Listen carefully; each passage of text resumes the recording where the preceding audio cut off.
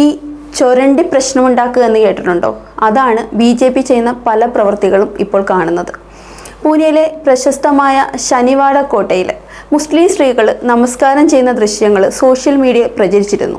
ഇത് കണ്ടുടനെ BJP Rajya Sabha MP മേധാ കുൽക്കർണി ഉടനെ പോയി ശുദ്ധീകരണ പ്രവർത്തികളാണ് നടത്തിയത്. മുസ്ലിം സ്ത്രീകൾ നമസ്കാരം ചെയ്തിരുന്ന ആ സ്ഥലത്ത് കുൽക്കർണിയും അനുയായികളും ചെന്നിട്ട് ആ സ്ഥലം ഗോമൂത്രം തളിച്ച് വൃത്തിയാക്കി. എന്നിട്ട് അവിടെ പ്രാർത്ഥനകൾ നടത്തി. ഇതിനെതിരെ പ്രതിപക്ഷവും രൂക്ഷമായി ഇപ്പോൾ പ്രതികരിക്കുകയാണ്. വിവാദം വൻതോതിൽ ഉയർന്നതോടെ BJP വക്താക്കളും രംഗത്തെത്തിയിട്ടുണ്ട്.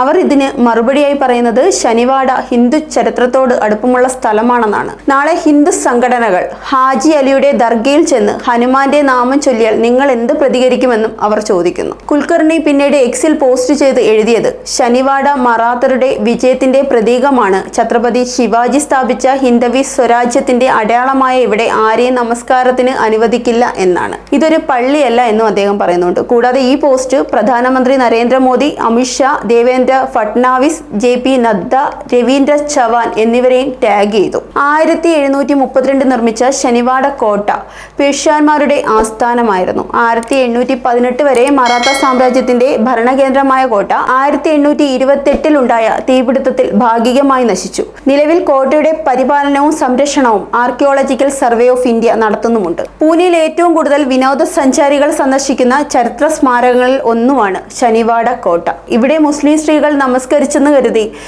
ഹിന്ദുത്വ സാമ്രാജ്യം അടിച്ചേൽപ്പിക്കുന്ന രീതിയിലുള്ള പ്രവൃത്തികൾ ചെയ്തത് ശരിയാണോ? വിവാദം ഇപ്പോൾ മതസ്വാതന്ത്ര്യവും ചരിത്ര പൈതൃകവും തമ്മിലുള്ള സംഘർഷമായി മാറിക്കൊണ്ടിരിക്കുകയാണ്. പ്രതിപക്ഷം ഇത് മതവികാരം ചൂടാക്കാനുള്ള ശ്രമമെന്ന് ആരോപിക്കുമ്പോൾ BJP പക്ഷം അത് ചരിത്ര ബഹുമാനം കാത്തുസൂക്ഷിക്കുന്ന സ്ഥലമാണ് എന്നാണ് പറയുന്നത്. ഇതെന്തായാലും മതവിദ്വേഷ പ്രശ്നങ്ങളിലേക്ക് കടക്കുകയാണ്.